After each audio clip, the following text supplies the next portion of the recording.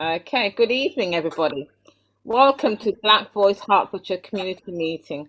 Our speakers tonight are Glen Russell, introducing hypnotherapy pathway rooms. Ruhena Akhtar, introducing purple color therapy.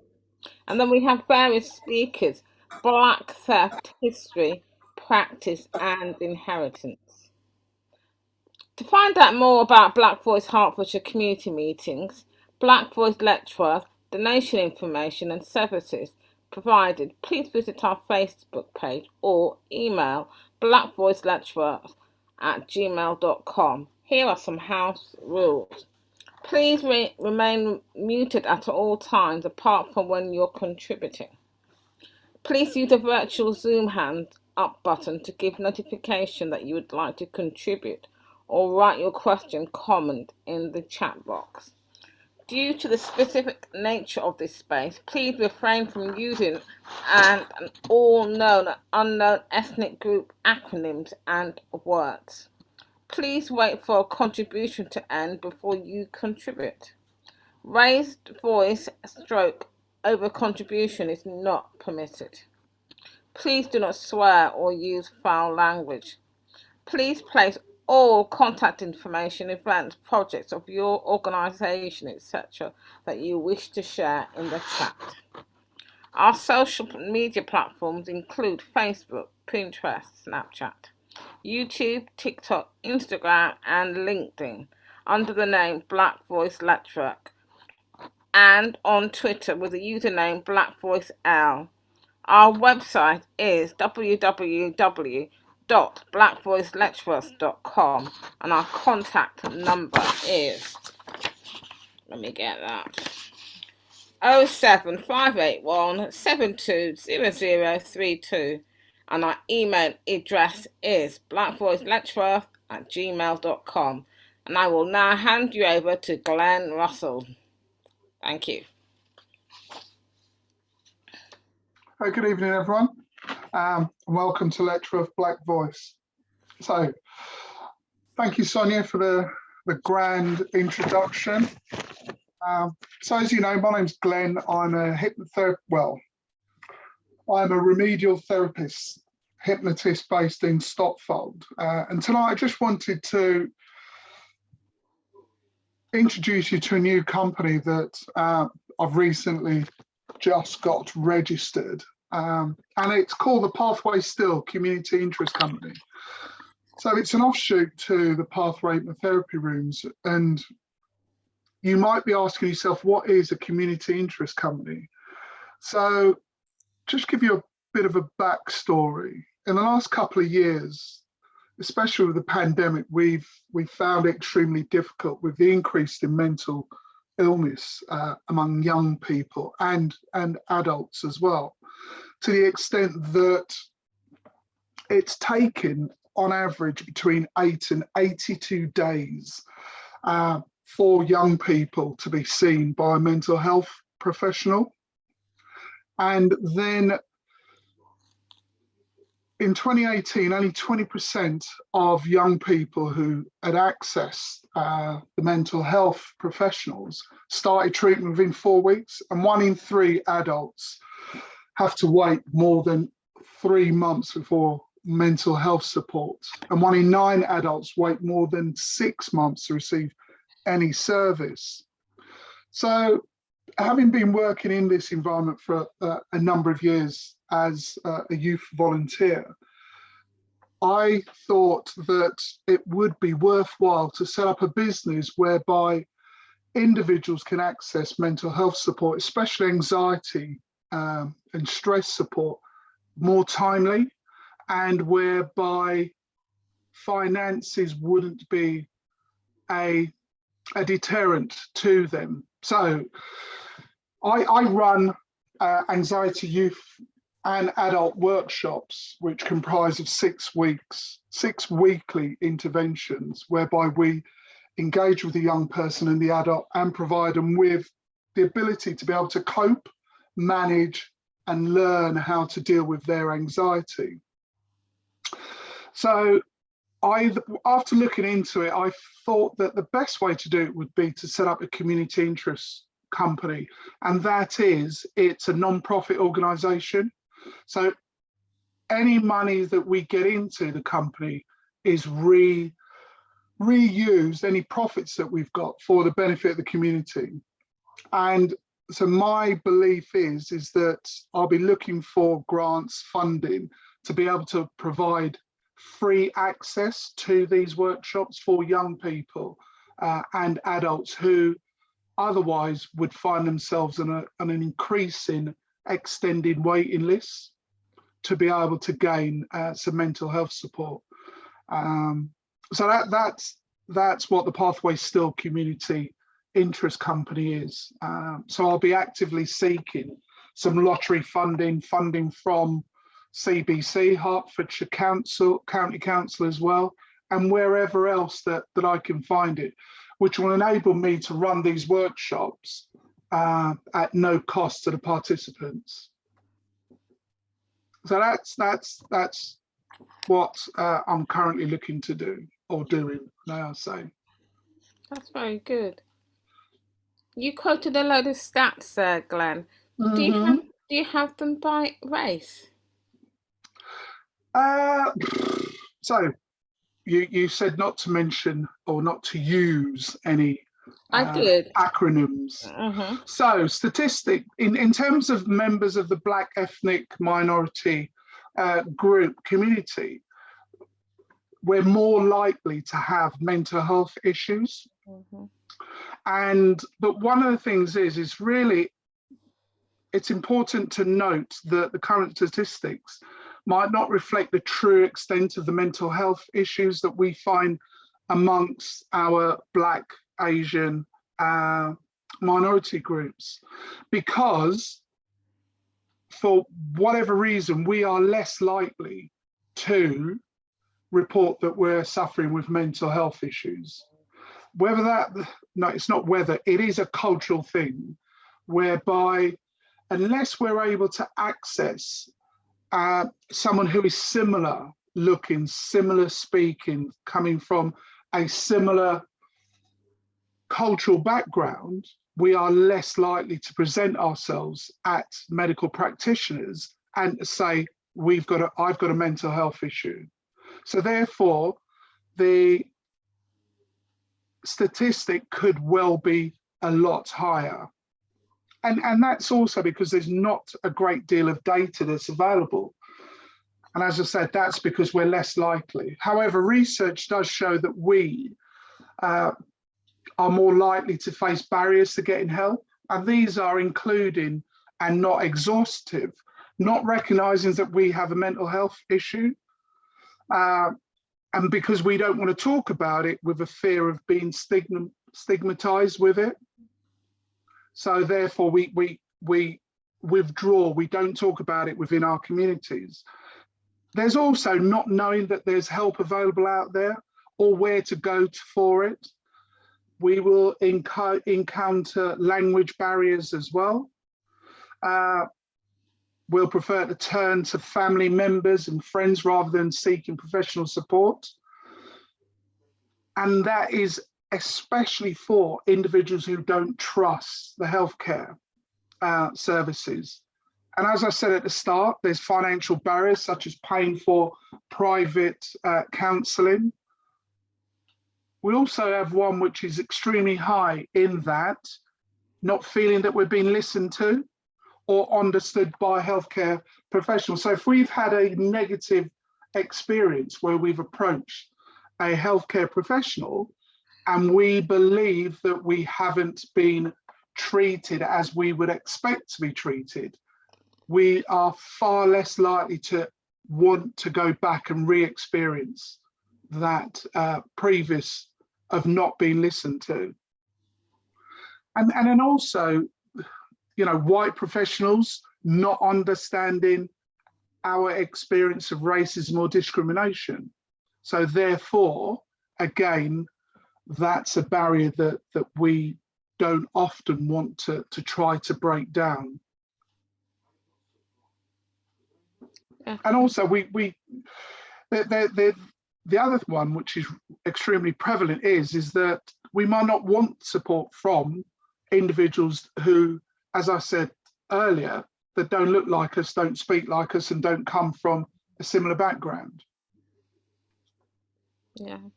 One of my buzzwords is it's okay not to be okay. Indeed, indeed. And I always say that. And to my fellow professionals around the table today, did you all realise a few weeks ago there was a report came out about the inequalities in the NHS and mental health is featured highly in there, and that's one of the things that came out that people of colour were stigmatised, called aggressive. And the thing is, Sonia, that is so painful to see that, to read that. Mm. Could I just note, just to keep it specific to the space? I know we're talking about reports and it's very severe. But I don't want to get any emails. What about the black people? I just want to because within that, I just want to just really hone in on the specificity of these reports and how it affects this specific group, because I know obviously there is a discussion around those those who are suffer within disparity, but specifically with the Black community, it tends to be quite a bit more severe. Statistics have shown. So I it would be good to find out why, especially within mental health, to be specific, because I think it will cause a barrier, because I think for each group there is a specific reason why the disparity, there's specific elements to why that disparity happens, because each group will have cultural elements, historical elements that will be contributive factors. Yes, you have Black and Asian similarities in disparity, but there's different reasons to why an Asian person won't take the vaccine, for example, to why a Black person won't take a vaccine.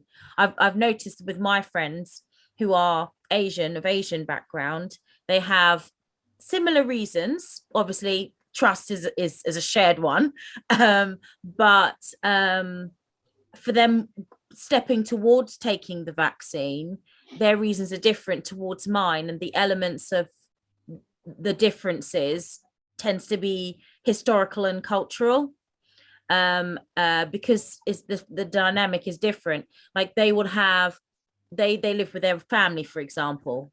I don't, and most Black people don't. So the influence there in the home of people chipping in, giving you different advice isn't there. So that's an element, things like that, and I think things like that needs to be really recognized when we're dealing with everybody, not just people who are melanated.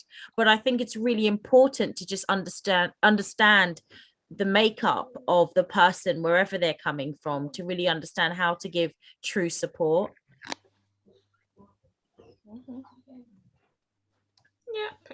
Yeah. But yes, mental health is prevalent in the community. I think one thing I didn't realize when I was researching about mental health, also, don't know, we haven't heard, we've gone on to discussions as well. We're breaking our own rules. Oh, we are. Sorry. Yes, that was me. Go straight on to the next speaker, and already we've gone into discussion. Look at chatter boxes.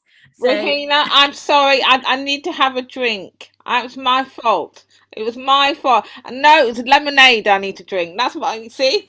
You have no faith in me. You have no faith.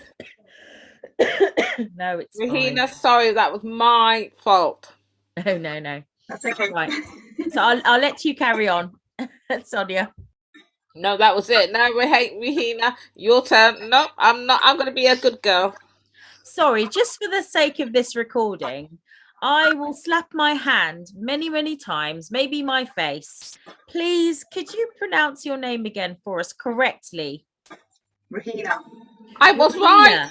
I was right. Sonia, you were right, but you got the Yes, company yes. wrong.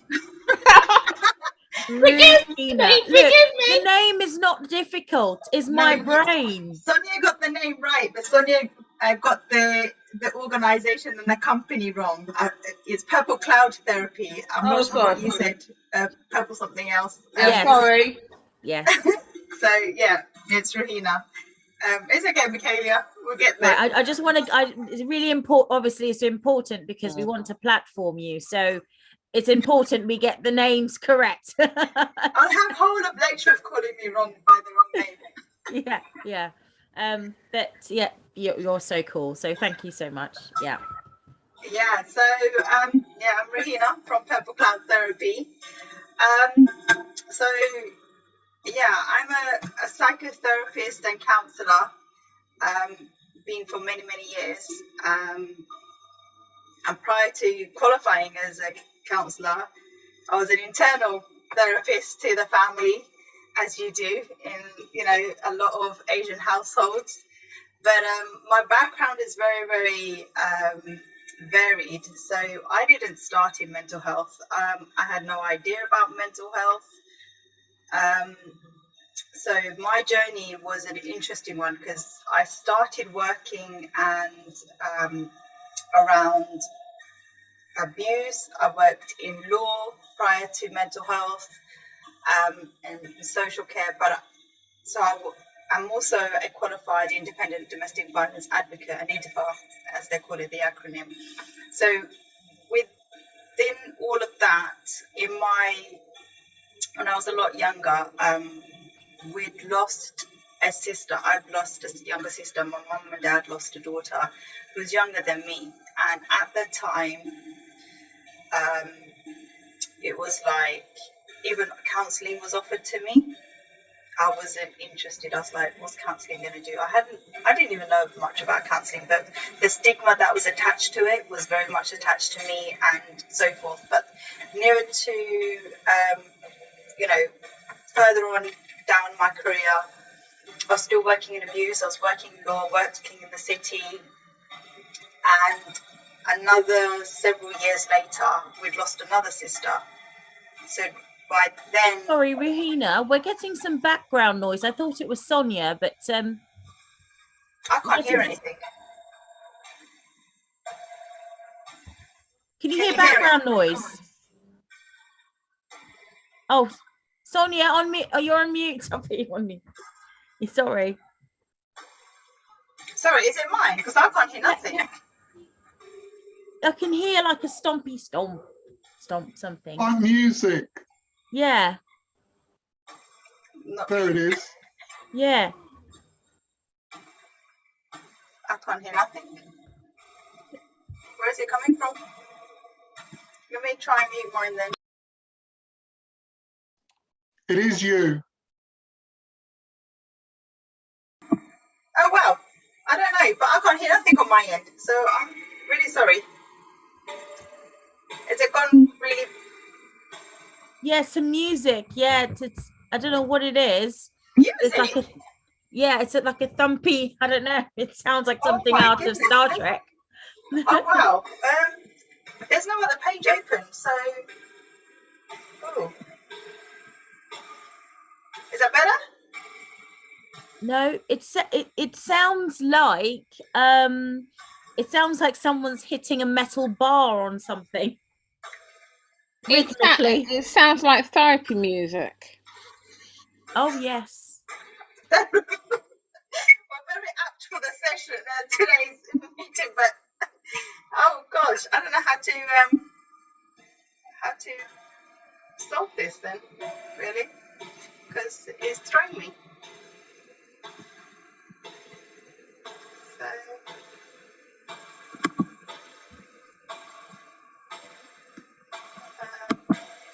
I can try the settings, but nothing's changing. Nothing. Nothing. Well, when you go when you're quiet, it when you mute, it goes away, but then it's do you want to try signing back in? I'll try signing back in, but I can use Yeah. my laptop. Let me try that then. Yeah. Yeah, brilliant. I Right. think, as in the music of Shaggy, it wasn't me. Glenn, I'm very excited about your venture. Indeed, Um, indeed. It has the propensity to be extremely beneficial to a lot of people, and that's because I've been trying for nearly a year to get into schools. I've run a couple of them, one at Fern Hill last year, and the results were outstanding in terms of the effect, the positive changes that the young people gain from that. And the school selected the individuals. So these individuals who were the ones who were experiencing high anxiety, didn't really communicate much in classes, were disruptives, things like that. However, over the course of the 6 weeks, they gradually came out of their shell. And then when we did the feedback, so I did a set of feedback with them, then the school did a set. And it was really, really good in terms of how they'd come out of their shell and their behaviour and that. Plus, it gave them life skills in terms of being able to control their anxiety. So where before it was life limiting, they couldn't go into a shop, couldn't even go across the threshold because of their fear. By the time we finished, they were able to go into the shops and start to do everyday things. So that was really good. And trying to get into other schools to do that has proven really difficult. So a friend of mine who's a still method coach up north, she had the idea to create a CIC company, which and all it does is it opens up the world of funding, whereby because it's not for profit, you're able to access a lot more funding from national organisations, i.e., the National Lottery, as opposed. with who are you running it with? Is it because the CI, as far please correct me if I'm wrong, but as far as some have explained to me, you have to have 2 people running a CIC minimum. No, you have. Well, you don't have to. You can be the sole director, right. But they like to see that you've got other directors. So I've got another 2 directors, but they're directors in name. You can set it up so actually you outvote all of them if you want to. So mine's is limited by shares. So therefore, there's 1 share. It's £1, which is my obligation should the company not succeed.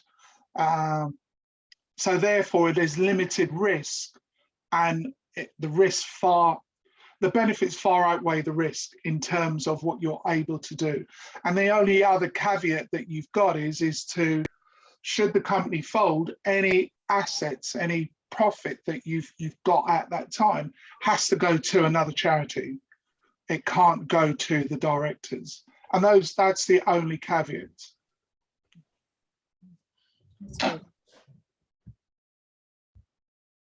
That's very good. No, yeah, I would be very interested to see the development on that, because as you know, I've spoken to you before about BVL having a mental health support section and looking to partner with professionals like yourself. So as soon as you're up and running, I'd love you to be, the person when people come to us, go to Glen, he's up the road, So yeah, very excited. And it's free. And it's free, yes. Yes, lovely. Well, we have Ruhena back. Welcome. Oh, hi, sorry about that. Hopefully it's sorted now. Any noise? I don't know. Brilliant. Okay. Do you want me to continue? I don't know. I didn't want to disturb Glenn. What he's saying. So don't know where I was. Yeah. So going from working in law and working in the corporate world, working in human resources, I after we'd lost our second sister, I was looking for counselling for my mum, and that's where it all kind of like started for me, because I couldn't find anything for her, and there's a language barrier. She don't speak English. Culturally, the awareness and all of that, it came in so many different forms. Even though we all going through our own losses and all the family members dealt with it in different ways, but it wasn't even that. It then I started to look beyond even my family, and I started to look at the communities and what was preventative, because a lot of the work that I was doing in abuse, I was working in a refuge, I was working with people that fled abuse and gone through trauma and all sorts of things, and a lot of them were from Black, African, Caribbean communities, Asian communities, as well as European communities. And even within those settings, they would talk it amongst themselves, but they wouldn't go and get professional help. So I was piecing things together myself, and then it was like, well, let me start looking into this a little bit more. And that's when I started with my training, as well as training in other fields. You know, by then I'd done my training in HR, I'd done training in law, but it was that where I was passionate about, and I continued. And but when I went into trainings and therapists, again, there wasn't people of color. I was the only person of color in my class, and then there was one other guy that was from, I wasn't sure if he was from African community, but a black man, and that was it. And he didn't finish the training. He did the first part of it, and it was kind of like, what's going on here? And then when we were trying to refer women that have gone and through abuse or led abusive relationships and things like that, they couldn't find anyone that was culturally sensitive or awareness, or there was hesitancies. So for me, with Purple Cloud Therapy, it was about then having a place where people can come, feel a bit more comfortable. It's not the mainstream NHS where waiting list is massive, and by the time they are at the top of the list, their need is no longer there, which I often find as well, working with people within NHS and things like that. And I just felt like, what is preventing people from accessing counselling? What are the barriers? What's the hesitancy? So all these questions come in mind, and there's a lot of different things attached. And I agree with what you said, Michaela, as well, that something might be from African Caribbean communities may not necessarily be from Asian communities, but there are similar certain things. There are similar barriers, and there's worries, or a lot of it is the lack of trust. What is a counsellor going to do? How is my problems going to help by somebody else listening to it? And it also the notion of not telling your business outside the home. Like, for them, the communities, they feel very strongly about not discussing their business to a stranger and having external people know about it. It's very watertight. You tell your family and that's it. And sometimes a lot of the issue lies within the family, and then people are really, really stuck. Like, what do they do with all of that? And and there's, again, finance is one of them as well, that they can't afford to go privately, but then if they go on the NHS, not just the waiting list, but it's short-term therapy that's provided.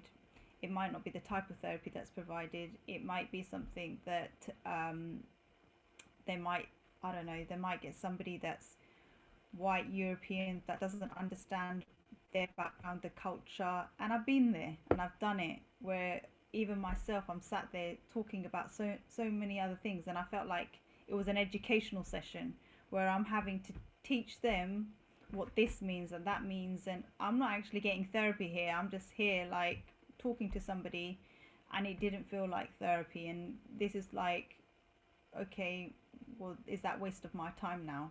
Waste of my time, waste of my money. And other things like, you know, we've had where somebody was referred to by the NHS, went to counselling. They told them a lot of stuff that was going on, a lot of that was in abusive relationship. They thought they were doing the right thing, and they did the whole assessment, wrote out the whole assessment, and decided to put it in the post. And only for that person's partner to pick up that letter, open it, and put that person in danger. And it's like, you really don't understand what that person was going through, and that disclosure and that trust that now lost in that system, because that person ultimately had to flee with their children because they were no longer safe. Not only they weren't safe before, fair enough, but you've kind of, you know, you've heightened that that much more. So it's things like that, you know, it's, yes, you're safeguarding, maybe you called social services, but then when social services are knocking on the door with an abusive partner, what do you think is going to happen just like that? You know, and are they mindful? So there's lots of different things, and you know, it's like raising awareness of mental health, the importance of it. And for me, I'm a strong believer of like, let's try and raise awareness where we don't need to go to therapy in the at the desperate stages. You know, can we go sooner? And when we need the help, how can we now go and approach? What is it that I'm looking for? And also clients and people to know that they have the right to ask questions. They have the right to, you know, choose their therapist. So even if they go through an NHS therapy and that route, to know that they don't have to go for that. They can say, well, actually, I don't really get on with this counsellor, and I don't think I can continue. I would prefer a different counsellor. And they have rights to say all these things, because they're there to get help. And if they're not going to get help from that person, rather than saying, oh, this didn't work, and just walk away and not get the help and sit with it, you know, it's about knowing what is out there for you, what you can do, what to look for, the questions to ask as well, and raising awareness. Let's talk about it. So with Purple Cloud Therapy, it's about having a more of a understanding, a tailored attitude to individuals and their needs, and not trying to like put in everyone in like one size fits all, looking at them and making sure assessments.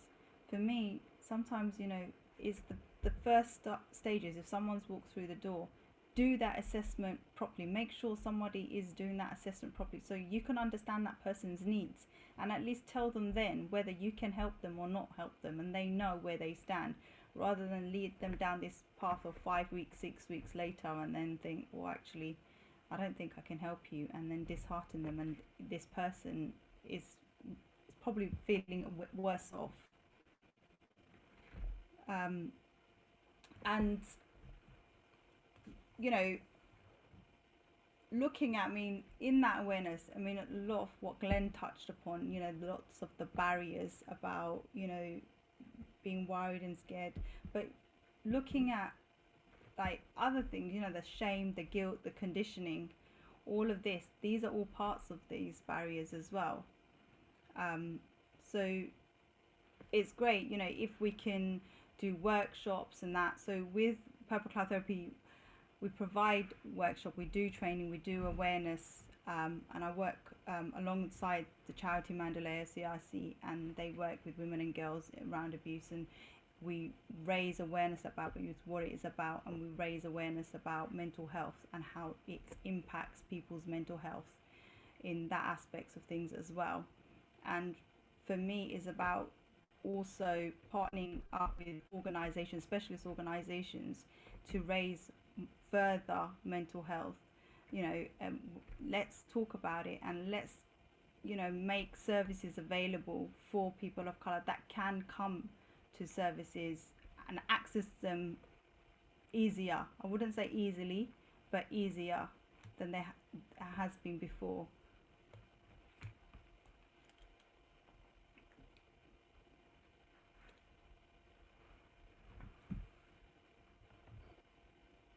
I can't hear anyone. Everyone's, I think. You're on mute, Sonia. Sorry, that was wonderful, Ruhena. That was beautiful and so poignant. There are lots to take in there. Mm. Yeah. Right, so now we go to discussion. Well, we actually, before discussion, we have we were supposed to have various speakers today, but the people I were that had said they were able to come weren't able to make tonight, but they will come another time, I'm sure, to contribute on the subject. But I just wanted to briefly just make a quick contribution. I can't speak. A quick contribution to the subject of Black theft, and what I mean by that is our ideas, our skill set, our contribution to this world, so our culture, etc. Not even a contribution, just us as a people, it being taken and other people making billions, trillions off of it, you know. Most recently, in the news, there's been talk of the visit of Prince William and Princess, or Prince William and Kate, Duchess, Kate, doing the rounds in the Caribbean, which is lovely. You know, I remember being a child and being very excited that the royal family will grace us with their presence, our little humble islands.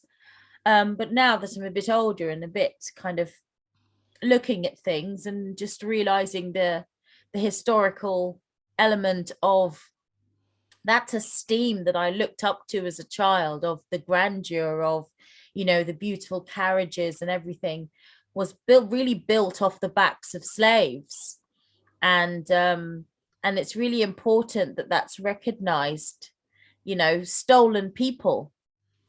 So our bodies were stolen, and even today there's still people profiting from it, and then going back into the Caribbean and being celebrated without that not even being acknowledged.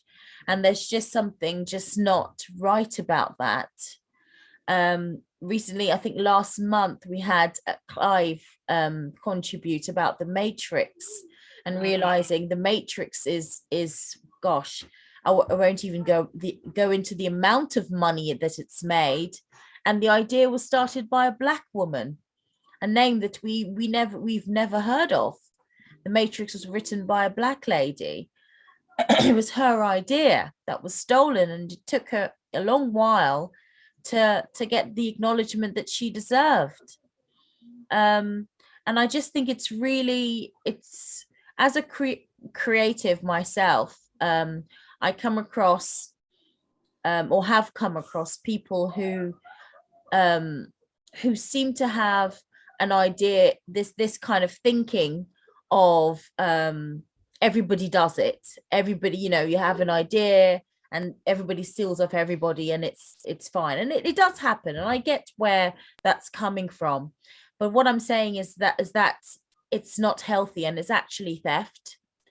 And there's no reason why any of us should be looking in someone else's bag for something, because you've got to realize the beauty. There's no one else like you on this planet. No one. You're the only person like you on this planet. That is your value, because it means that you specifically have something to contribute to this planet that nobody else can contribute, and I just think that there's no reason to look to the right and left, or to just come into the Black community and steal stuff. um so it's a pet peeve of mine. Being a creative, I know other creatives, will work a lot, ideas, even just the idea or a notion of something takes a lot of time, whether you're Black, white, or whoever, just as a creative or just as a professional person. I know my mother, for example, she is a professional person from a professional world, and we grew up on stories of her ideas being stolen, and her bringing home what she did and teaching us, this is what you do in that situation. And I just think there needs to be a time where Black people are celebrated for what they do, what they contribute. I think it hinders our it hinders our development, one of which is leadership. I want Sonia and Glen to be at the forefront of everybody's lips. Why aren't they? When you speak to, I mean, they're both very humble. Glen's very humble. Half the stuff Glen talked about today is not half the stuff that if you hear about his credentials, really, you would be so amazed. Now, when I'm speaking to people of the same, it's the truth. And I know a lot, and Sonia as well, they're the most humblest people, but you speak to Sonia's like, she's got so many like credibility, like credits to her being, but you would never know. One, because Sonia's terribly humble, but I like to speak things. Okay, I like to celebrate. I'm a Trinidadian, and we always like a party for everything. So I just think that we need to see our leaders. We need to see the accomplishments. We need to have them at the forefront. It's important because we need to learn. We need to learn from each other and sharpen each other. And that's really important. So when you go and your teeth in here and your teeth in there, you're only taking what's not yours, and you're stopping yourself from giving your greatness, and you're stopping someone else from contributing what they have to contribute to the wider space. So I don't know what anyone else had to contribute on Black theft and how you feel it affects our community, but for me, I just feel it really does affect the community, because I feel like it's affected me raising my son. I feel like it's affected me professionally. I've seen it affect my other friends, and I know in other communities this happens as well. But I'm not for it. I'm not for other organizations copying others and taking stuff. I just think everyone has a specific reason why they exist, and a specific gift to bless this world with, and you're hindering yourself from that specific goal. And if you're looking to the right and left for everybody else's, it means you haven't found yours yet. And it's there to be great. But that's my contribution on that. I don't know if anyone else wanted to contribute on that. So remind everybody, it's a film in the 70s. It's called 10. Dudley Moore and Bo Derek. And according to the film, Bo Derek invented braiding your hair.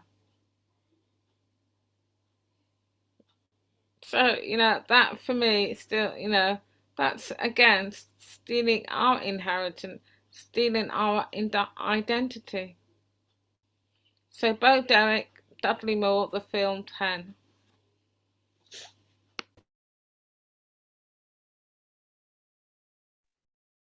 there's a list of things I've got actually. I was making a list for a post of things, but it was just kept on going on and on and on, of a list of things that that we think wasn't created by the, you know, black people basically. Yeah, I was gonna say that, Yeah. you know, it's just there just to name a few, but there's so many other things that are stolen. But what did come to my mind is, how are they able to get away with it? If it was the shoe was on the other foot, how would it be? Um, you know, it will probably lawsuits galore, but Yeah. I don't know. And whether they're making millions or billions, I'm sure some of that money they would have had to part with.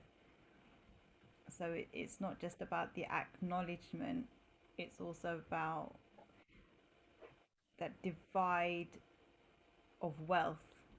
So stealing is like, if you're taking something, you know, it's not just about acknowledging them, it's about giving their fair share of something, if especially if you're profiting from it.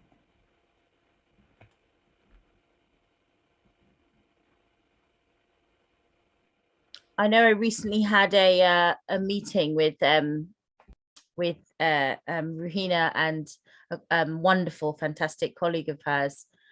And I found myself saying that, gosh, this lady's so great. I don't want her to come and bring this great stuff and for someone to nick it. Because one thing I have heard specifically in my area is people from others who have gone to apply for funding for a certain local organization, and they found elements of that, whatever it is, in manifest somewhere. And I don't think that's right. It's theft, in my opinion. It's theft, and it really isn't great. I'm not for organizations who are in a position to actually aid because of their power. You know, the weak should be the strong should be helping the weak. And when people bring their ideas forward to help the community, and then like, oh no, it's not something for us right now, and then you see someone's idea pop up somewhere else, I don't think that's cool. I don't think it says a lot about, you know, it doesn't build trust, and it doesn't give credibility for that organization, no matter how many millions you have, you Yeah, know. I understand, Michaelia. It's also about internal theft too. It's like, I see that too, that Yes. you're competing with one another, that you're, it's like whether it's one black person has an idea and another black person takes the idea, or an Asian person has an idea and somebody of some other Asian community has probably a stronger or a bit more influence in the community, and therefore they can take elements of that. So there's a, and I feel like that happens a lot more, like in like tight knit communities. You know, if Yes. you're looking at whether you can't compare Letchworth and London. Letchworth is a smaller community, so you can see it more visibly, whereas London, you maybe like West London and East London or something like that going on, but internally that Yeah. happens a lot more. You know, Yes. whether, I don't know, a pop-up shop of a clothing shop of some sort and another something's come up, or a restaurant of some sort, Yeah.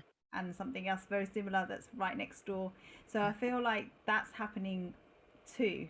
Yes. Strongly. I've Yeah, had more actually. I probably statistically so far, off the top of my head, I've probably had more um I've had more in-house, as in within the black community, you know, uh picking stuff than from out, because I think outside the community is very obvious, you see. And when I say obvious, I think the effects of what that action brings is so obvious that it can be held to account. But when it's within, it's more difficult. So people are more likely to practice it.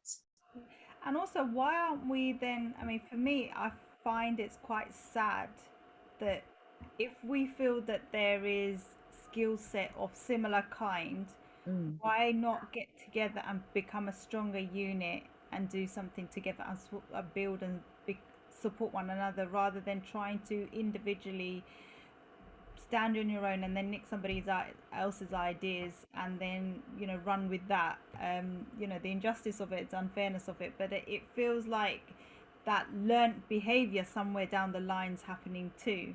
Yeah, I Also think wanted to someone said to me it might be inherited also from the slavery, but from slavery. I don't know if Glenn, if you would agree, but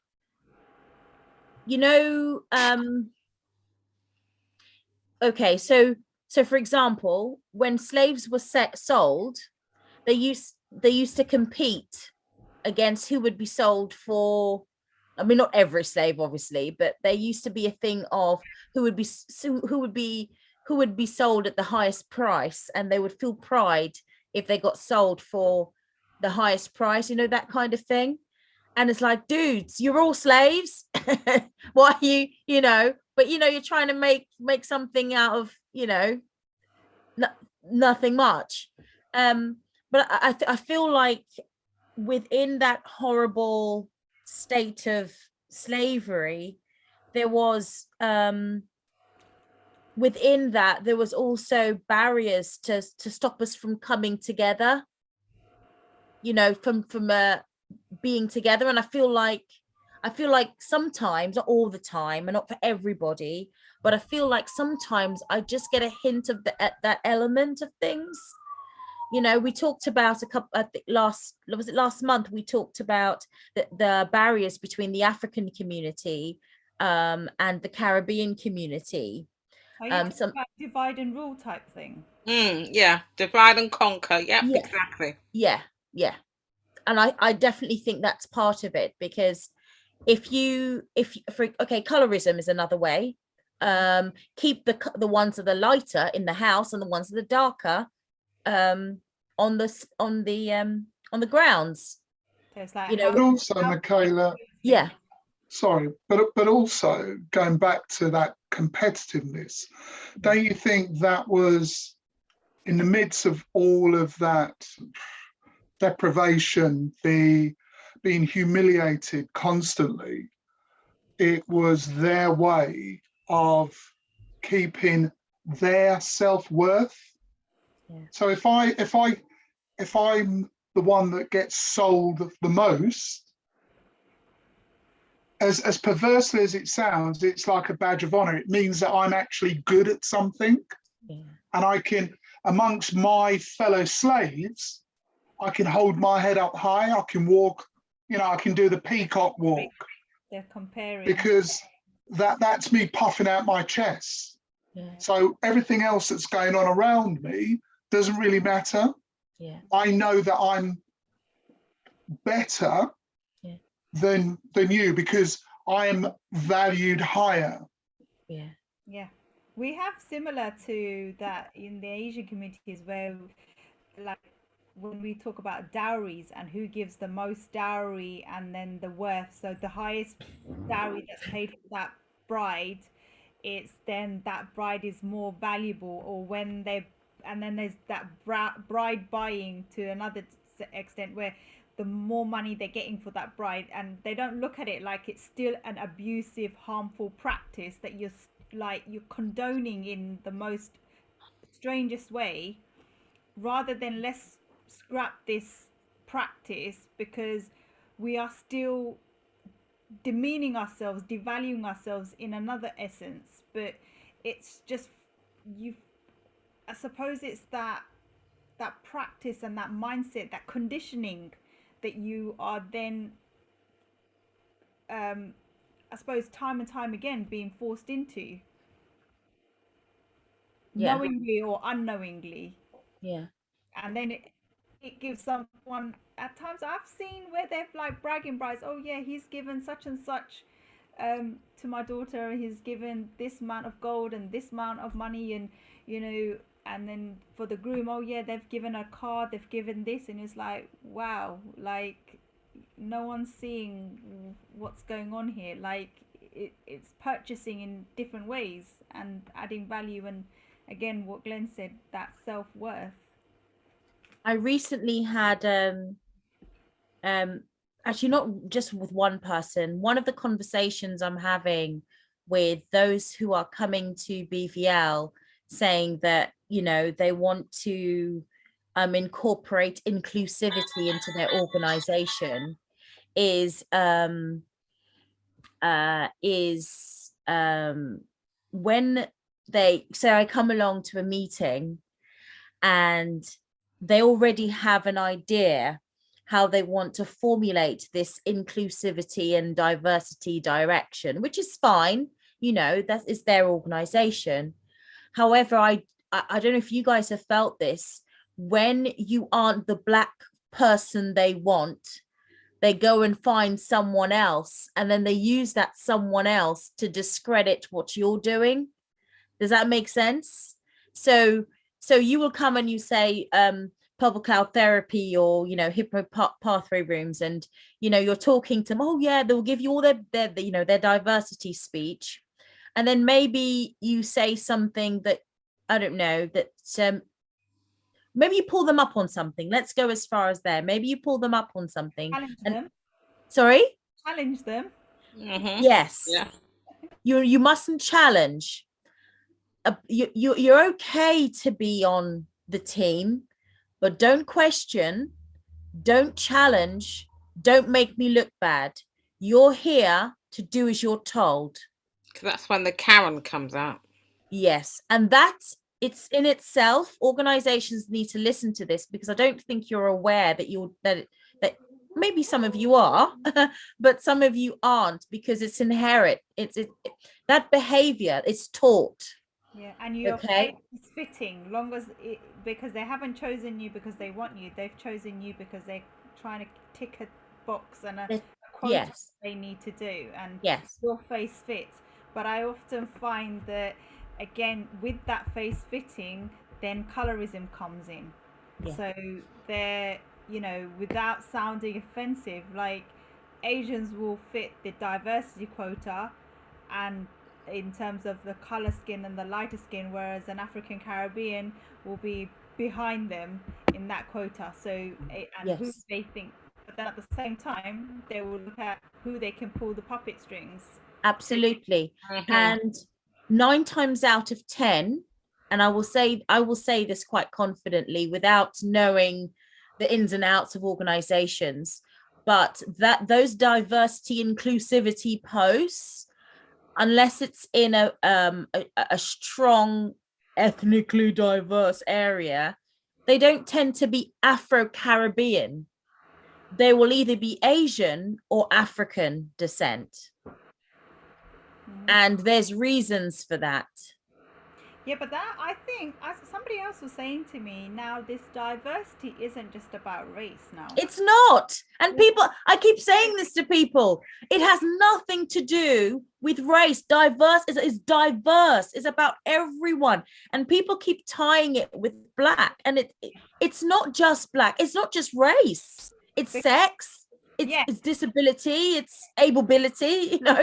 It's everything. And people say that because when companies say, oh, we are this percentage in the diversity and this diverse, and people look around and they can't see that many brown faces,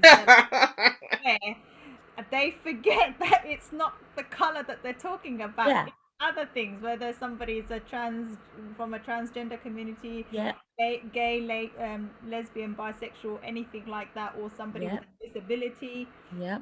That diverse. So then for me, it then says, okay, so what are you saying that it's normal, and anything out of that then fits a diversity. This is the labeling now comes in, and then who decides this? I personally don't go to any diversity bay meetings. Why? Because Black Voice Letchworth are a specific space. When I go to those meetings, we're not having the same conversation. It's like we're both fruit, but one's an orange and the other's an apple. But I want to eat apple. I'm eating apples. You know, it's very different. It's not the same conversation. It's not. It's generic though. When people have diversity in meetings, they very generalize everything, and I feel like it's really watered down, and maybe there's a fear attached to having specific conversations. You want to have specific conversations, have it. Why are you scared about it? Why are we like, sugarcoating it or walking on eggshells around it? Say it how it is. Yeah. And I suppose it's more effective, it's more proactive and less offensive. It's it's insulting at times, the way they carry on with these conversations and then think, okay, tick. I feel it's a barrier. I feel if you really are, as an organization, as a group, as a person, committed to change, then you really need to assess what that means. You can't have change if you can't talk about it. How can you have change if you're scared to talk about stuff? You can't come. I don't think that there's a separation in the understanding of Black and diversity, because sometimes I'll be saying to people, we're here for the Black community. Oh yes, we're very diverse. No, we're here for the Black community. Oh yes, well, we've got a great diversity plan and initiative, and we're doing this and we're doing. They're not hearing me. I'm not being heard. At that time, Michaela, sometimes their lead diversity person is probably a Black or an Asian person. Oh yeah, because this person deals with the diversity. Oh no, this is what we're doing. And then they stick a brown or a Black face in front of you and think, okay, well, that should shut you up because, and it won't, because I know what you're doing, and it's not going to help you. If you think, and the Black, not just me, myself, because I'm only one voice for that community. The Black community know what you're doing. We've been around for a long time, and this whole MO of just sticking any old Black face in and plastering them all over everywhere. Look at us, we're not racist. It that's how it looks. Because why does it look like that? Why doesn't it look like we're trying? Why doesn't it look like we're trying to make change? Why? Because you can't just put a Black face in those positions. It comes with also change within yourself and within the people around you. It's not just sticking melanin on a position or creating roles. It's about attitudes, it's about policies, it's about procedures, it's about what's the plan for the future. It's not just about putting someone in a position and thinking, oh, we've done it now. What is the plan?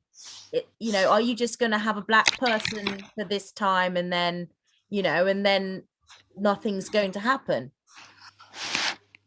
And I think that's why it registers as tokenistic, and that you're not committing to it because you haven't done so in the past. There isn't a history of you doing so in the past, and there isn't a plan for how that's going to manifest into support.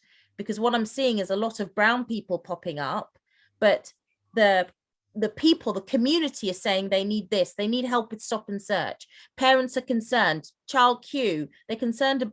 The concerns of the Black community are not being met. We are constantly saying what's harming us and what's hurting us, and no one's listening. No one's doing anything about it. They're just telling us what's already there, but what's already there is not working.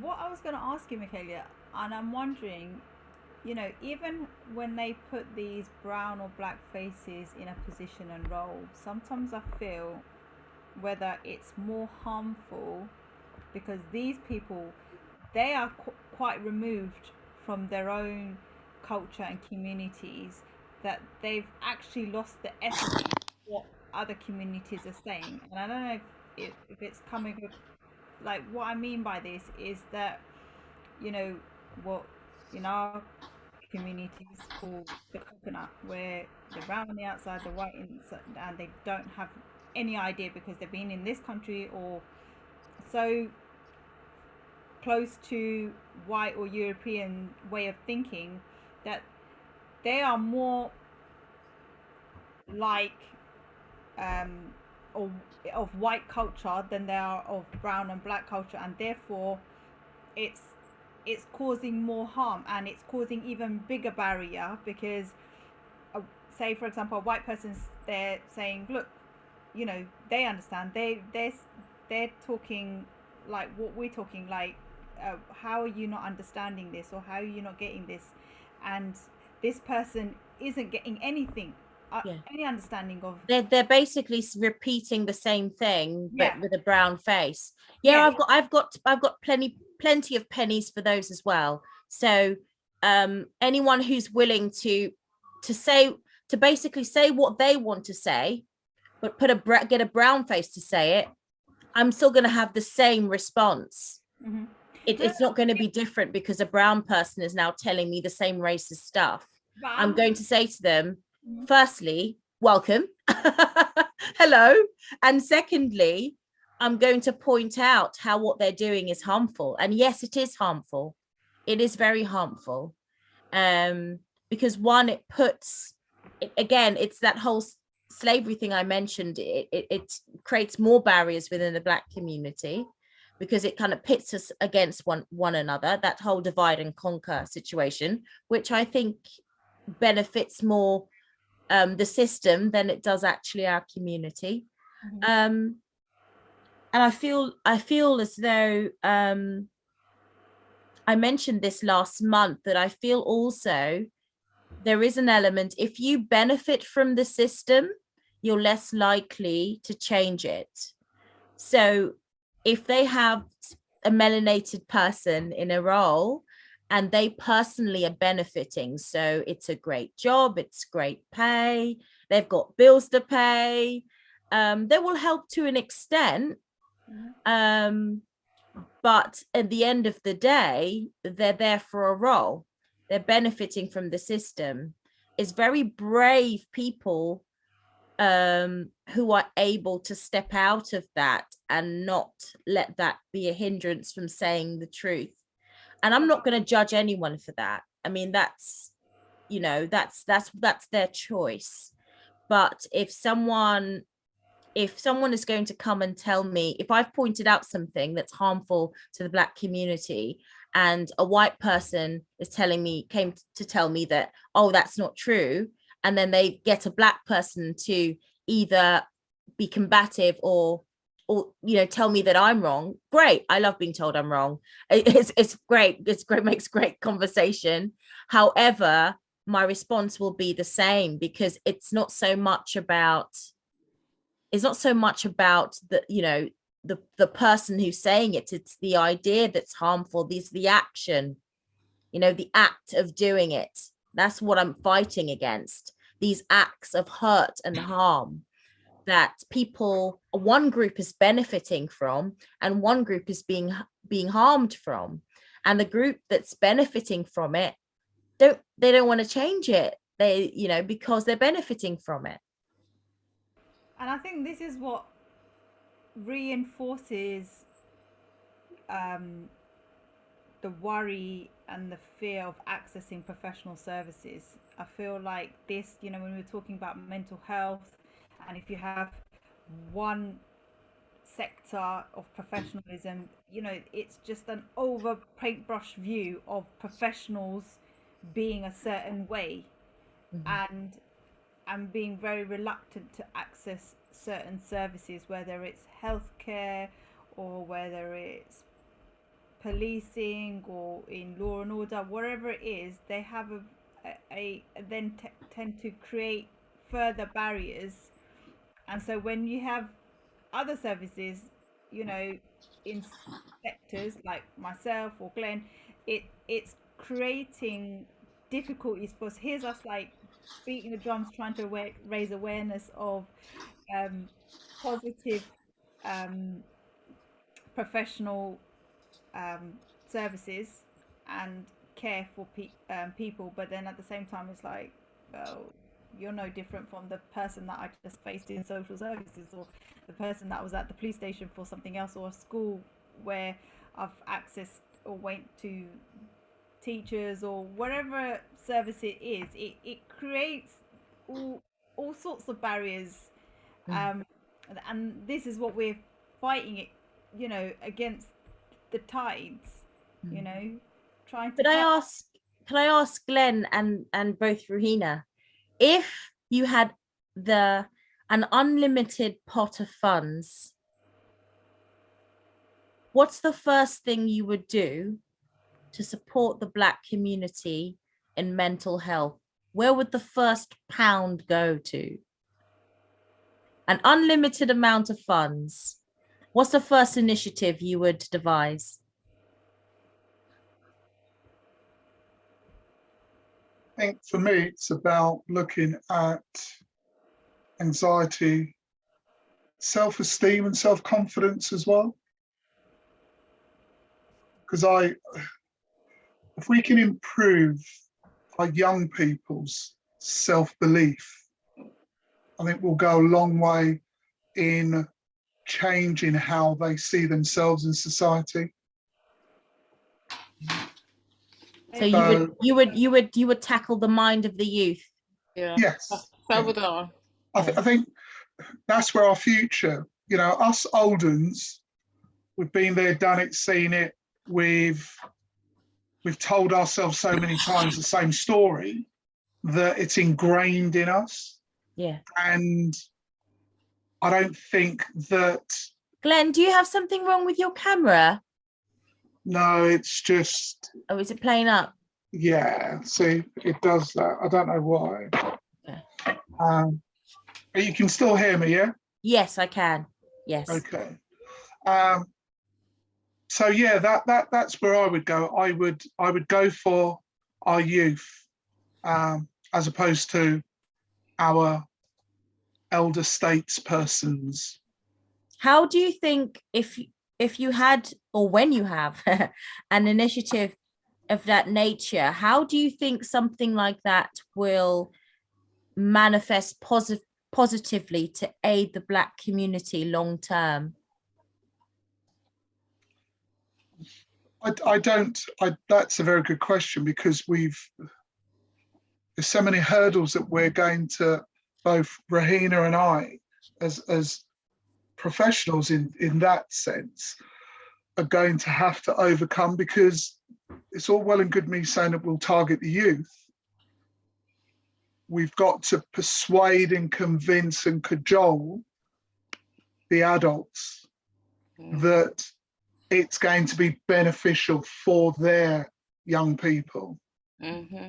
So yes, we've got to, for me, it's focusing at where you're going to get the biggest bang for your bucks going forward, which is the youth. However, we can't discard the adult population. We've got to bring them along with us in terms of, because they're 9 times out of 10, they're young people's or young person's role models. So it would be a very tricky one to navigate in that sense. I don't know what your view is, Ruhena. I agree. I do agree that the youth is going to make changes moving forward, but in order to approach the youth, we also need to change the mindsets of the parents, because they will be the barrier of accessing the children, and within whether it's Black, African, or Caribbean or Asian communities, if parents says no, the child isn't doing very much. So, and that's very generic. There's others obviously that will rebel and have their own mind of their own, and depending on the age. But it's also creating a platform for parents and adults to see and understand. And this is where I always say about the awareness, for them to understand what are the benefits of mental health, what can it help the youths, how it can help them, because it's not just about them and their health and well-being, it's also about their future. You know, if they're a happier child with more confidence, they have less anxiety, they are more likely to progress academically or in education or whatever they feel that they choose. They'll have confidence in their self-belief in achieving something. And also, you know, like providing that mentorship for me is also not just about giving them the mental health support, but also giving them that guidance of seeing that they can reach their potential and their goals and things like that. I know a lot of kids, and I've worked in communities that heavily dominated by whether it's African, Caribbean, and Asian communities, schools, and sometimes they were like, "What's the point?" Some of them think, "What's the point? It's not going to get me anywhere. Not going to, you know, what am I going to do? I'm not going to achieve." Or some of them think, "Well, I'm just going to get married anyway." Or, you know, they already have a pre conception of what their future looks like. So it's about changing that thinking, and for them to believe that they can make something of themselves, they can have goals, they can achieve it, and it is attainable. But adults also need this. Adults, the parents, do need this, and I feel mums, women are a lot more of the core of the household, and when it comes to the nurturing part of children. So for me, I feel like reaching out to the women, it's a good place to start as well.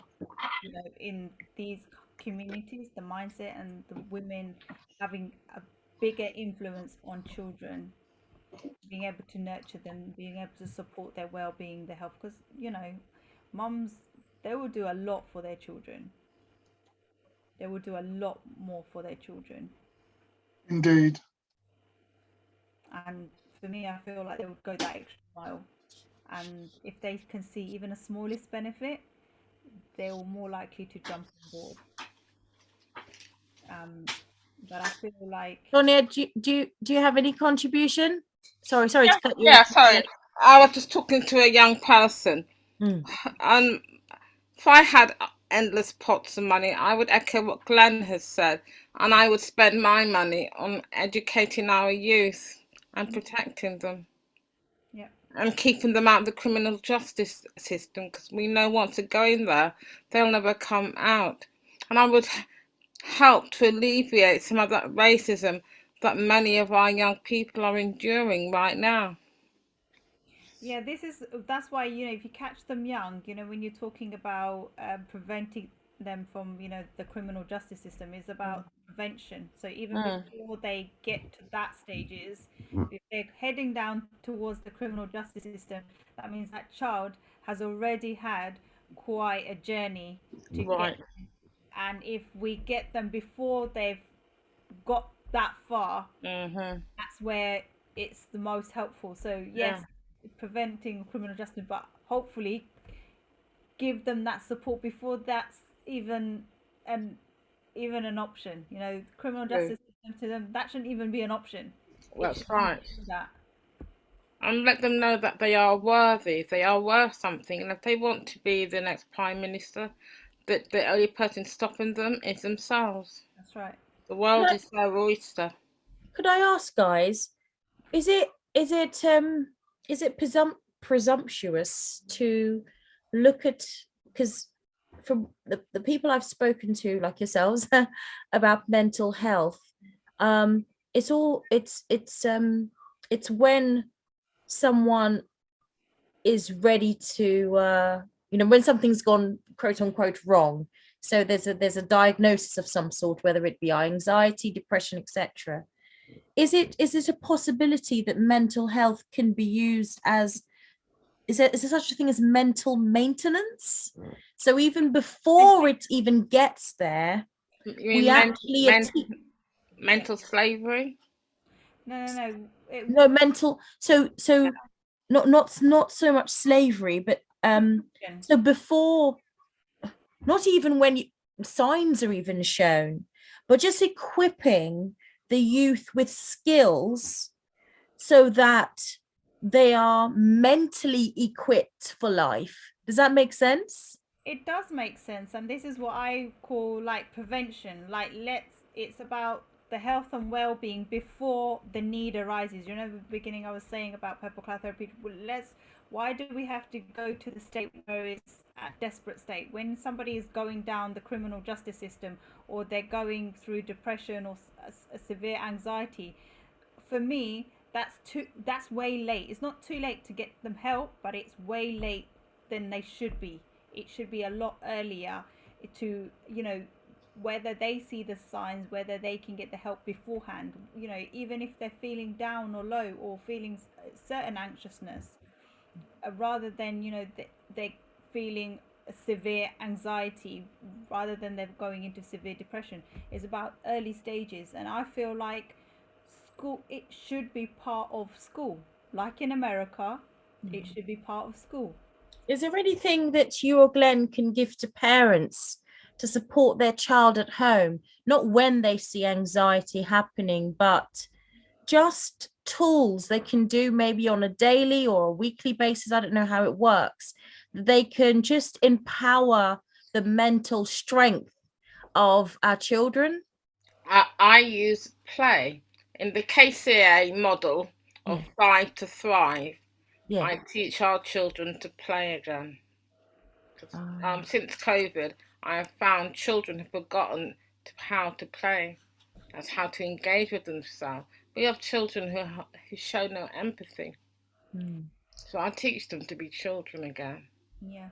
And that's, I think what drives that, Sonia, is certainly over the last few years with COVID, it's that isolation whereby you're not out in the streets playing, you've been restricted, or your parents are saying, actually, no, I don't want you to, especially during lockdown, to mingle, because there's that thing that can kill you that's out there. So therefore children naturally retreat, and if you give a child an opportunity to stay in their bedrooms and play on their computers and Xboxes and whatnot, they'll gravitate towards that. Whereas previously, they'll be outside being kids, learning to tolerate each other, to get on with each other and see each other as children. And going back to what Michaela was saying, is it's and I certainly concur with Ruhena in terms of we should be teaching at school mental health, MOT, mental health first aid. So you have a toolkit, as Michaela calls it, of things that you can do. So if you're feeling a wee bit anxious, there's so many breathing exercises that you can do that gets you grounded.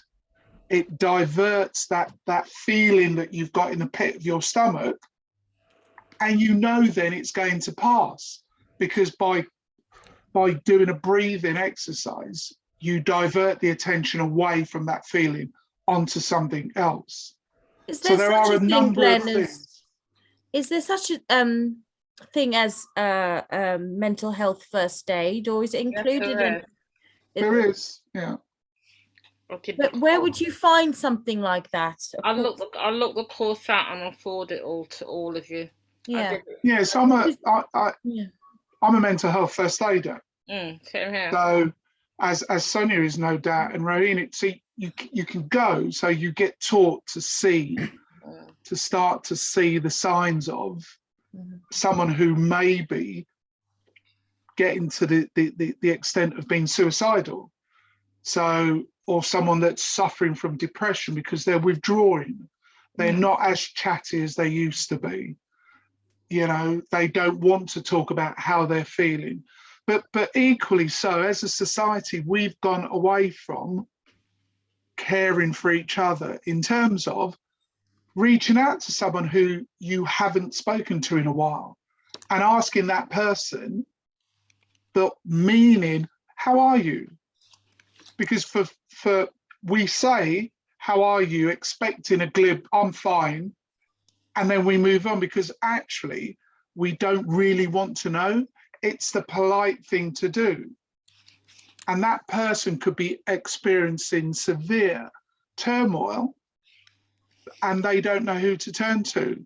It's also training as well, because Next 5. it's that in schools, teachers, they didn't have the training to ask how you and notice the signs, but they knew their students well. They knew the patterns and behaviors of the students. So when they saw something that wasn't in character of that person and seemed a little bit odd, they would, whether it's break time or lunchtime, or hold them back 5 minutes and say, is everything okay? Are you okay? Do you need to speak? Or even kids knew they could go to teachers and just say, Miss or Sir, this is what's going on. But it's like teachers are inundated with work and so forth, and etc., that that they don't have the time and the capacity nowadays to ask. And what I have seen, and I don't know if it's rolled out fully, but what they're trying to do is train students and children to support one another in mental health, which is quite scary in itself, because then the responsibility is now going on to a child dealing with mental health than adults helping a child deal with mental health. And it's okay for yourself, but if you're then trying to train a child to support their peers, it can be quite daunting and frightening, because even some adults, they worry about, when I used to work in a school as a counsellor, and I used to have teachers, or this child said this, or this child just mentioned self-harm, or this child's mentioned suicide, they'll pull them out of class straight away, knock on my door and say, can you speak to this student? And that's it. And then they've walked away. So if that child now says to their peer certain things, what is another child going to do? What is another student going to do? So Have you ever been contacted, Glen or Ruhena, have you ever been contacted by a school after maybe your traumatic events happening in the press to do with children, or just maybe any traumatic event, to be present for a certain amount of time to just ensure the children are okay mentally? not in a school. No. I've been called into a school to see a child specifically, because they've dealt with some trauma or changes within them.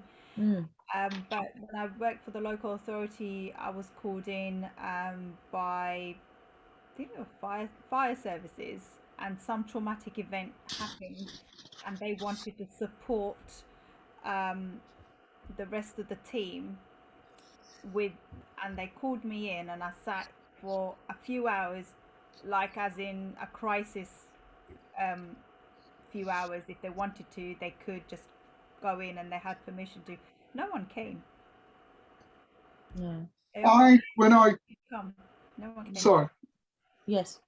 when I was working for Hertfordshire County Council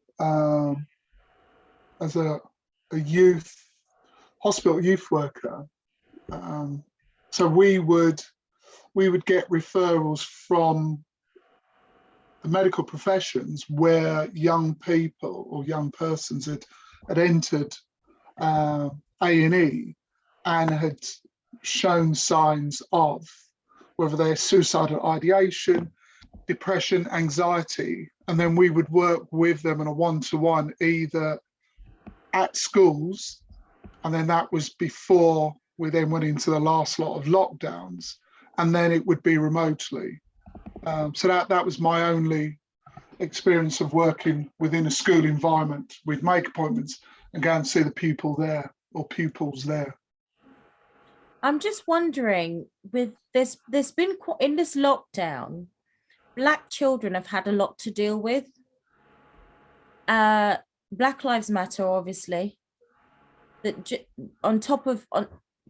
Black Lives Matter on top of everything else they normally have to deal with. And then obviously the recent case with Child Q. And what are the schools doing to support with mental health? Because I'm seeing on TikTok, I'm seeing a lot of children protesting in their schools, and that's a lot of hurt there. There's a lot of built up emotion that's coming out. And where, I just, any teachers that are watching this, it's really important that when these incidents happen in the public eye, and that there's conversation within your establishment happening with regards to it, it might be an idea to contact a mental health support professional, because you don't know how it could be affecting the children's environment and their how they apply themselves in the school environment. They could put a barrier up, is it? I don't know.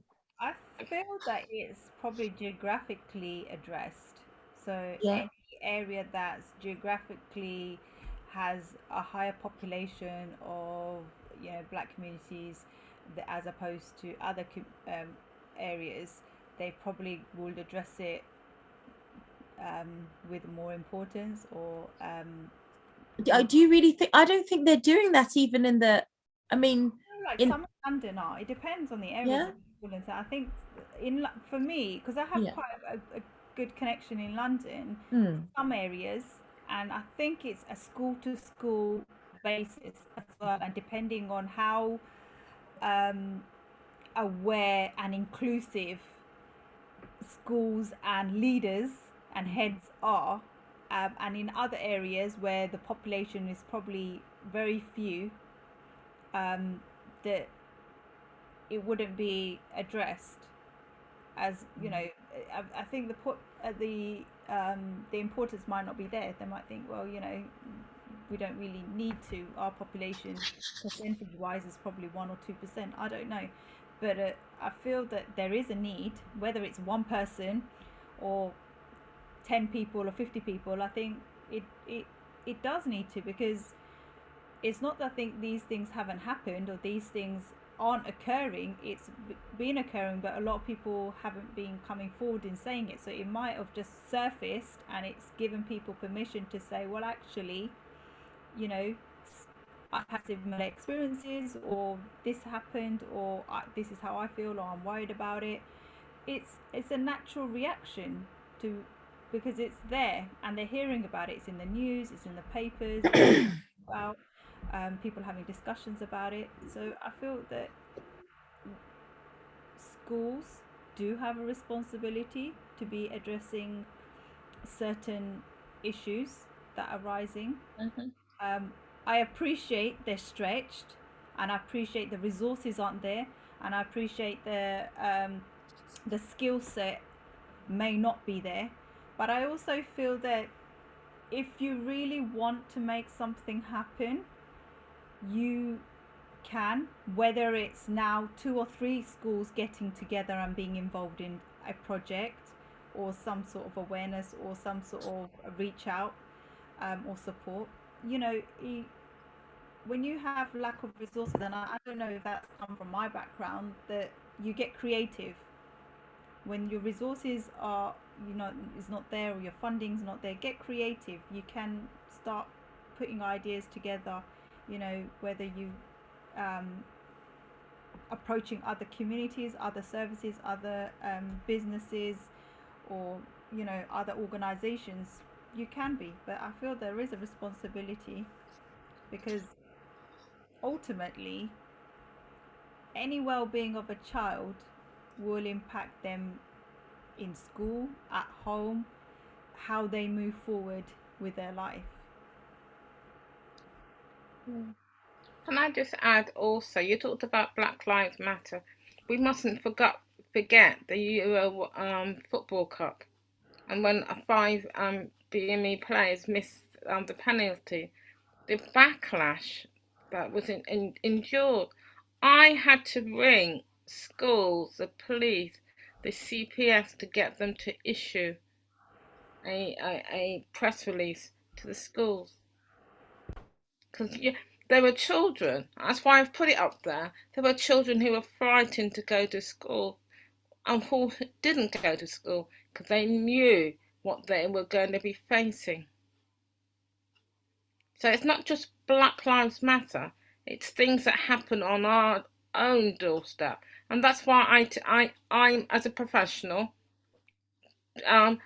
use my influence, and I know what's happening in UK, because America's a long way off from me. Yes, Black Lives Matter, but we've had many Black Lives Matter here on our shores here in England. Yeah. You know, and and as a practitioner of mental health, and with children, my youngest client was 4. She's 6 years old now. 6 years old, and I've said it when I go to meetings, and I'm one of the guest speakers. I said that at 4 years old, the only thing she should be worried about is whether her next unicorn is pink or purple, not want to scratch herself white because of racism. Thank you.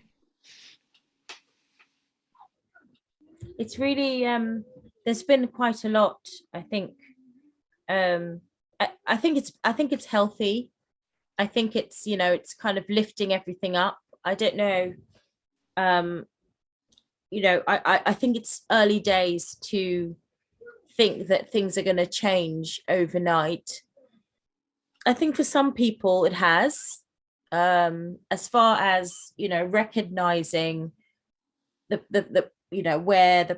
the remit of the practicalities of change. But I think for the most part, for institutions and organizations that have been around for longer, I think that because they're part of the fuel of the system, they will I don't think they know how to change. That's just it. They can see that it's wrong and can see it's harmful, but one, they're benefiting from it, and two, they don't is all that they've ever known. So they don't know how to step out of it. I think that's why when I go and I say black, people want to say diverse or BAME. They don't want to really deal, and the issue is black, let's face it. These issues are coming from the black community, that is being done to the black community. That's specifically what we want people to look at. Look at what it is, because if you keep saying these acronyms and these words that really don't mean the specificity of it, it's just, you're not going to be solving anything. It would be a waste of your time and a waste of energy. There's no point. We had Mercy from is it CDA? Came last month. Fantastic, wonderful, so brilliant, obviously. But her title was what, BAME officer? Something? No. And then sending her to spaces like, I understand that you've labeled her that because she's going to different communities, but really the only reason that you even probably developed that specific role is due to issues that affect the black community. So start making those roles that you're creating specific, if that's what you're trying to do, because there's no point talking about diversity, because diversity wasn't underneath that policeman's knee. It was a black man. And the reason that issue happened, it was due to disparities for a specific space, for specific people, toward a specific people. So you need to look at those issues, and then you will know how to apply, formulas to solve it. That's my contribution on that. But then the question, if this many years we're talking, and even the acronym BAME is outdated, even generically, specifically, whatever you want to say is outdated, it questions quite strongly, do they want to change it? And secondly, why are we constantly then banging our heads against the wall with the same thing? Because if somebody doesn't want to change something, they won't. So isn't it about time that we did and took responsibility to change it? Because Yeah, why are we looking, doesn't matter, why are we focusing on them having a diverse officer or them having a baby? They yeah, have nothing to offer me, that's fine, move on, move carry. on. Yeah, Yeah, you're because right. I'm not going to Yeah. go there knocking. You can call your officers whatever you want. Mhm. Why are we then constantly having the same conversations and the same fight over and over again and wasting time? It's not Mm, going to happen. And if it was going to happen, it would have been done already. mm. Yeah, yeah. No, you're right. No, if it's not for you, then then So, step and away. It's yeah, and then it's my thing is about, well, if they're not going to do something for my community, it's mm, about time I did something for my for my community. community. And Yeah. it's the same, and again, like, I'm going to go and do something. If I'm going to do something for the black community, I'm going to go and do something for the black community. I'm going to say if I'm going to do something for the Asian community, I'm going to go and do it and say it. And this space is for you, this space is for you, and it is how it is. Now if you guys choose to now share spaces, great, that's your choice. But it's not about waiting for them to create a space for us, because that's not No, going to happen. it's And not going to happen. That's why I created BVR. It's not going to happen. It won't happen. One, their organizations don't have the skill set or knowledge. They that, don't have, you and know. that's it. It's about, we can't challenge someone on something that they have no knowledge about and Yeah. awareness about. And it's their choice whether they want to go and educate themselves Mm, and come into communities like ours where they can learn. And if they choose not to, then that's a choice that they make. But we've got to be more accepting of, they have a right to be in their space and be ignorant if they want to be. But we then need to take that responsibility and say, look, it's not happening. Let's create our own spaces, let's create our own services, let's go and create places, um, platforms for our youths, our adults, our mums, our dads, brothers, sisters, whoever in the community, to now focus on making positive changes, ensuring that their health and well-being is being met at that level. I have no even like the education is like you sending your child to school. Yes, they might pass GCSEs, they might not, but the expectation of the teachers doing everything for the child, that's crazy in my eyes. That's ludicrous, because you need to take responsibility of how far you want your child to go. You can't it's like this generic place or generic standard. Now, if you want that child to excel, you've got to put some work in at home. I know that it shouldn't be the case, but it is. So it's either you sit there, cry about, well, actually the school should be doing this, they should be doing that. They're not going to be doing no. it. So you need to be doing it. If the school's not providing that health and well-being for your child, it needs to be happening at home. And if you can't do it at home, go and find services that can do it. And then as professionals, it's our responsibility now to bring these services to the forefront. And this is where purple cloud therapy come in. This is where the pathway hypnotherapy rooms come in. I just wanted to just add to both Ruhena and Glen's contribution today that Black Voice Letchworth would like to and will be working with Glen and Ruhena on projects to support the Black community around mental health. Sonia also has a background in mental health also, a plethora of other things that Sonia has, but a strong background, especially around children. And we will be working on devising support for families and single people around mental health, and just ensuring that it doesn't have to be a time where it gets to a diagnosis. It can be just with supporting maintenance, just well-being. Um, Then cure. yeah, yeah. We have, I must mention our initiative to support women around the disparity with maternity.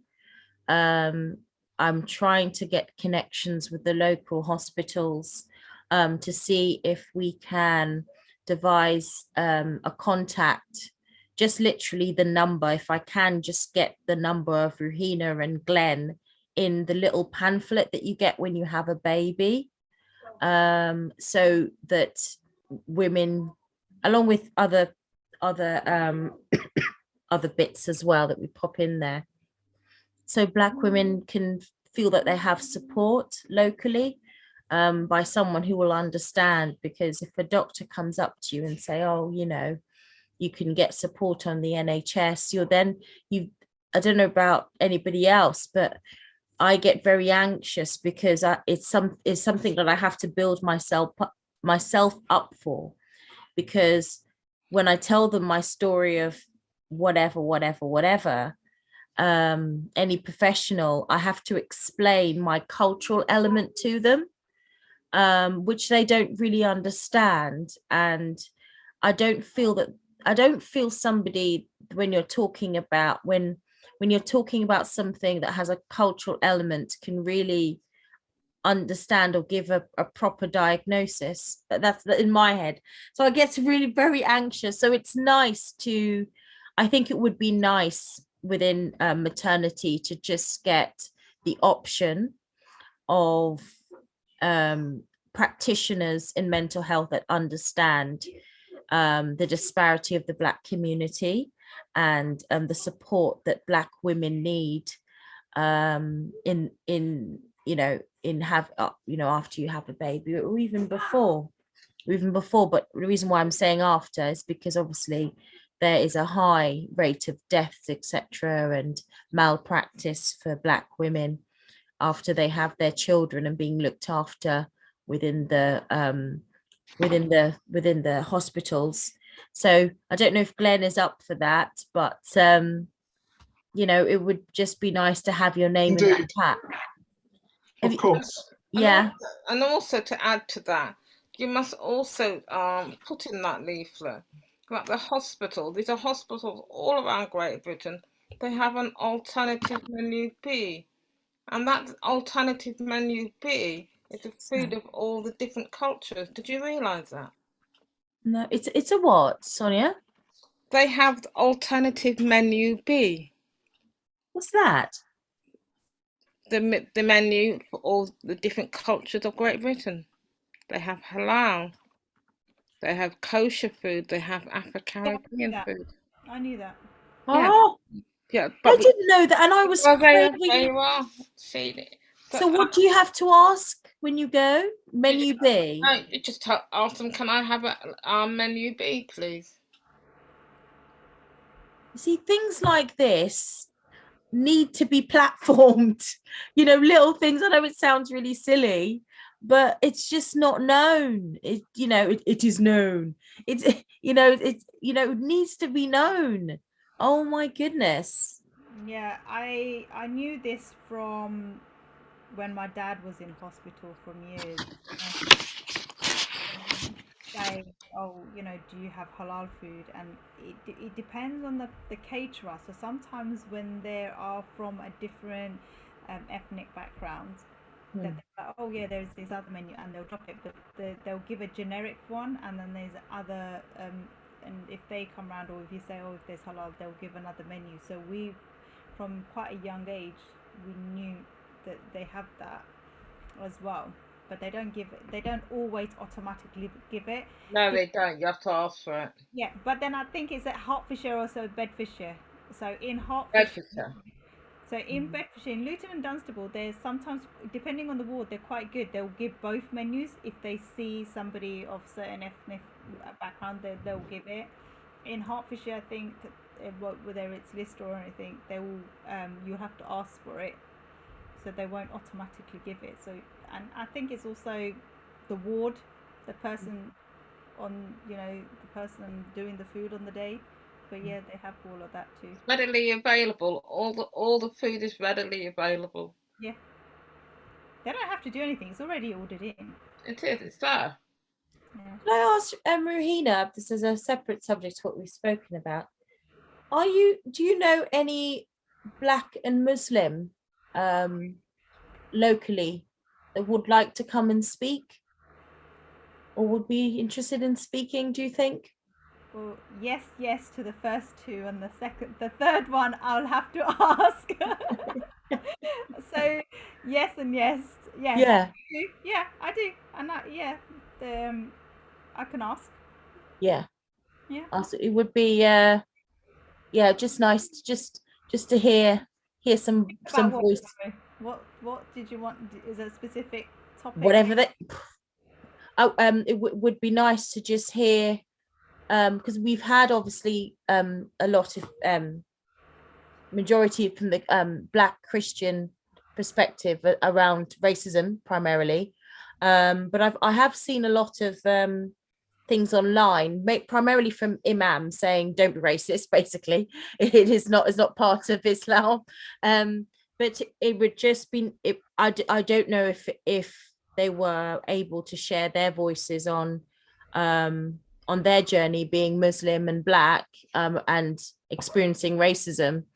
Interesting, because I know somebody who's Muslim Black, but she's here, but she's French as well. So Oh, that'd be interesting one, so that you can get the yeah, both sides of. both sides of the yeah. It would be interesting just to hear, um, to hear that. I think I've heard one person, um, yeah, but it would just be nice to hear, because if different, if you know how racism manifests in different faiths, different backgrounds within the different cultural backgrounds within the Black community, etc., because it's Yeah, all very different. it is. And And we've had conversations about this, and it's different because we sometimes compare the racism here to how it is in Europe, yeah. and um, yeah, and the I, cultures. do you get sometimes people who come out, who are from uh, originally outside England, they say the racism in England is very special or unique. Do you ever get those words? Yeah, um, primarily the word hidden comes in. um, It's like, wow, you hit me out of nowhere. yeah, it's like, well, I've had where it's like, oh, they've said in Europe, if they're racist, they're blatantly in your face. But here it's like they kind of like you, and they kind of show that they're Yes, not. But it's very you can see subtle. different things. Yeah, it's subtle in Yeah, different ways. So it's kind of interesting for me to hear as well. So I'm always interested in these kind of conversations, and also faiths. I have discriminations, like like if you're Muslim, but then you don't wear the headscarf, and then they see you a certain way, and they talk to you a certain way, and then they judge you in another way. So it's kind of like, well, it's been, everything has different sides to it, yeah, yeah. It'd be interesting to hear. I don't know, Sonny, if you'd be interested in hearing from a contribution of that nature. Oh yes, definitely, Yeah. definitely. Right. So I'll leave it to you, Sonia. Right, I'm going to close out now. Right, so this is a goodbye. Thank you for attending. Special thanks to all our guest speakers and monitors. Black Voice Hertfordshire Community Meeting strongly encourages solution, action, productivity on issues raised today. So if you've been delegated a task, please action. The minutes and recording of this meeting will be sent to you, provided we have your email address. We look forward to seeing you on the next meeting in a month's time. Please enjoy the rest of your evening. Goodbye. Bye. Thank you for inviting Bye, me. everyone. Bye, Bye. Thank everybody. you. Bye. Bye.